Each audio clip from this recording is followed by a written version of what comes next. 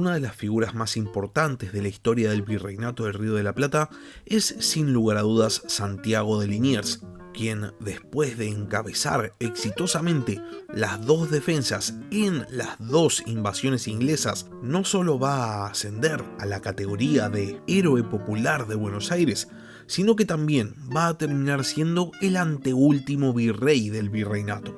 Liniers, además, va a ser un militar condecorado, héroe de grandes batallas, y también va a ser un hombre de negocios fracasado, con una constante preocupación por su bienestar económico.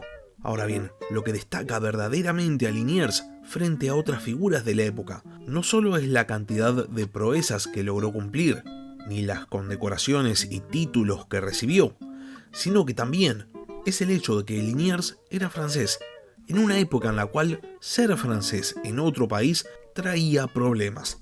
Y esto es algo que sus enemigos políticos, y créanme que tenía muchos, nunca le permitieron olvidar.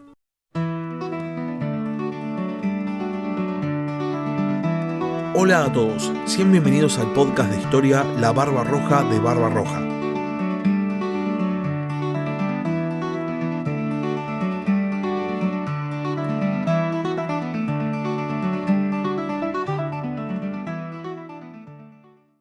Todos los que conozcan algo acerca de la historia del Virreinato del Río de la Plata o hayan leído algo acerca de la Revolución de Mayo, es muy probable que hayan escuchado hablar de Santiago de Liniers. Después de todo, Liniers es el anteúltimo virrey y además es el héroe de las invasiones inglesas, defendiendo exitosamente Buenos Aires en dos oportunidades. Estos hechos de por sí transforman a Liniers en una figura histórica importante. Pero además hay una vuelta de tuerca. En un mundo de grandes imperios, de naciones rivales y de cambios políticos constantes, Liniers, que ocupó puestos muy importantes dentro del Imperio Español, no era español, sino que era francés. Y no solo eso, era francés en un momento en el cual su país de origen estaba atravesando un cambio político radical. Esto va a transformar a Liniers en un constante chivo expiatorio, siendo siempre acusado de estar alineado con intereses extranjeros. Ahora bien, tal vez se estén preguntando cómo llegó un francés a ocupar el cargo de virrey del Río de la Plata. La respuesta está en la historia del propio Liniers. Santiago de Liniers nace en Francia el 25 de julio de 1753. Liniers nace en el seno de una familia noble, así que desde muy temprana edad se va a dedicar a la carrera militar, transformándose a los 15 años en caballero de la Orden de San Juan.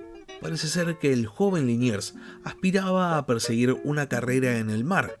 Sin embargo, sus familiares le aconsejan otra cosa, y por insistencia de su tío, termina entrando como oficial en un regimiento de caballería. El tema es que en este periodo, Francia, que acababa de salir de la Guerra de los 7 años, todavía no ofrecía grandes perspectivas para una carrera militar. Y entonces no va a pasar mucho tiempo hasta que Liniers abandone su regimiento de caballería y se mude directamente a España, donde va a entrar al servicio de la Armada Española en el año 1775. Liniers podía alistarse en la Armada Española gracias a los pactos de familia que habían firmado los Borbones franceses con los Borbones españoles, y el momento no podía ser más propicio. España estaba siendo profundamente reformada, por lo que los militares de carrera como Liniers eran más que bien recibidos. En la Armada Española, Liniers va a conocer al futuro último virrey del Río de la Plata, llamado Baltasar Hidalgo de Cisneros, y finalmente hacia fines de 1776 va a partir al recientemente establecido Virreinato del Río de la Plata. Como miembro de la Armada Española, Liniers va a combatir contra portugueses y también contra británicos, y va a ascender en los rangos hasta transformarse en capitán de fragata. Después de participar en una larga serie de campañas, en el año 1788 Liniers se va a asentar definitivamente en territorio americano, llegando a Buenos Aires con su esposa y su hijo. Al poco tiempo, la pareja va a tener una hija, pero la tragedia va a golpear la vida de Liniers cuando tanto su mujer como su hija fallecen. Liniers contrae nuevamente matrimonio en el año 1791 y por ese entonces se aleja un poco de la vida militar, intentando emprender en la industria alimenticia. Y es acá donde va a surgir la rivalidad con Martín de Álzaga, un prominente comerciante de la ciudad de Buenos Aires. Sin embargo, los negocios no se le dan para nada bien, y entonces va a intentar mejorar su situación económica con otra actividad. Es así que en el año 1802 consigue ser nombrado como gobernador interino de las Misiones Guaraníticas, pero su carrera política no va a durar demasiado tiempo y es reemplazado en el año 1804 con un gobernador estable. Ese mismo año es nombrado como virrey el Marqués de Sobremonte, y también, en el trayecto de vuelta hacia Buenos Aires, su segunda esposa fallece. Para este momento Liniers era un personaje frustrado. No solo tenía constantes preocupaciones económicas, sino también, además, consideraba que estaba mejor capacitado que muchos otros que ocupaban puestos dentro de la administración del virreinato, pero por algún motivo a él no le daban un puesto. Para colmo, el nuevo virrey Sobremonte va a alejar a Liniers de la capital del virreinato, ya que le otorga el mando del fuerte de la Ensenada Barragán, una pequeña fortificación costera a unos 50 kilómetros de la capital del virreinato. Desde su puesto en la Ensenada Barragán, Liniers va a contemplar los barcos británicos que se acercaban en el año 1806 para dar inicio a la primera invasión inglesa. Esta era la primera expedición, la comandada por Beresford, que termina tomando Buenos Aires. Liniers tiene que cruzar el Río de la Plata, pedir refuerzos en Montevideo, y solo cuando llega con tropas a Buenos Aires es que los británicos son finalmente expulsados.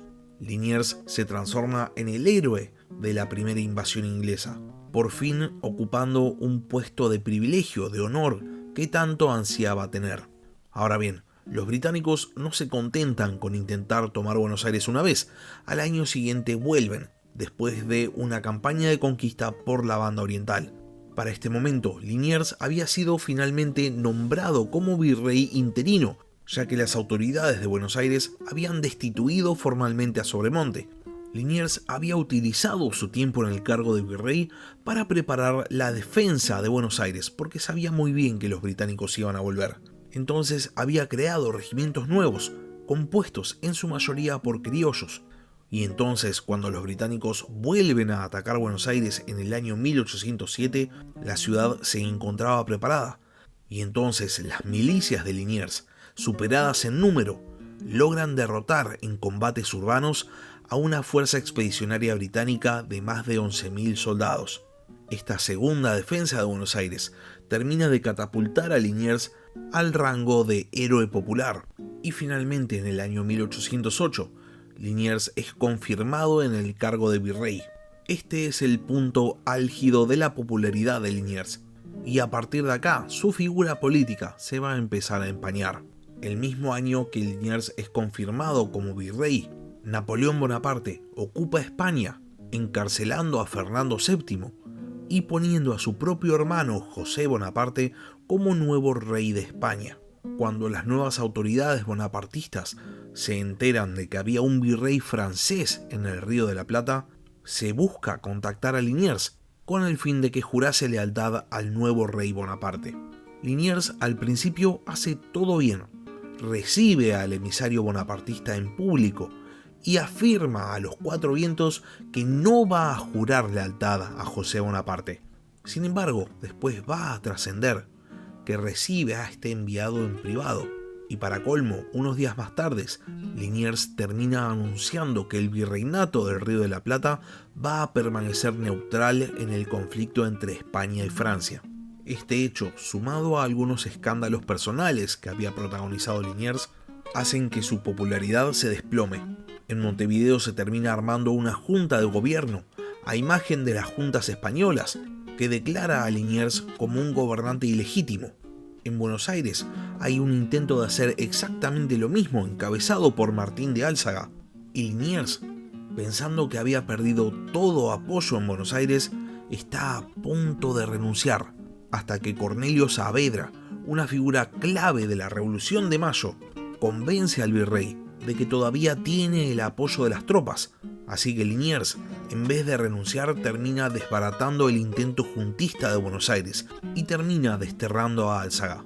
Buenos Aires se termina transformando en el gran bastión político para Liniers, y esto va a ser reconocido por la Junta Central de España, que en 1809 otorga a Liniers el título de Conde de Buenos Aires, como premio por su rol en la defensa de la capital del virreinato. Lo interesante es que pese a estos honores, pese a los títulos entregados, Liniers para muchos españoles seguía siendo simplemente francés, por lo que a ojos de la Junta Central era un potencial traidor. Por este motivo, el mismo año que se le otorga el título de Conde de Buenos Aires, también se lo destituye del cargo de virrey, nombrando en su lugar a su amigo personal Cisneros. Los ciudadanos de Buenos Aires, al enterarse de esta noticia, piden a Liniers que no ceda el mando, que resista. Pero ante la llegada de Cisneros, Liniers, que reconocía la legitimidad de la Junta Central, acepta su decisión y da un paso al costado. Cisneros sabía muy bien que Buenos Aires quería que Liniers siguiese siendo el gobernante, y entonces le dice a Liniers que mientras prepara sus cosas para volver a España, mejor se vaya a otra ciudad, por ejemplo a Mendoza, lejos de la capital. Liniers acepta una vez más la disposición de la autoridad y se va de Buenos Aires, recalando en Altagracia, en la actual Córdoba. Y es justamente en este lugar, cuando ya había terminado todos sus preparativos para volver al viejo continente, que Liniers se entera de un suceso político ocurrido en Buenos Aires en mayo de 1810. Pero eso es historia para otro capítulo. Hasta acá llegamos con el capítulo de esta semana. Si llegaron hasta acá y no están suscriptos al canal, les recomiendo que se suscriban. Subo capítulos nuevos todas las semanas.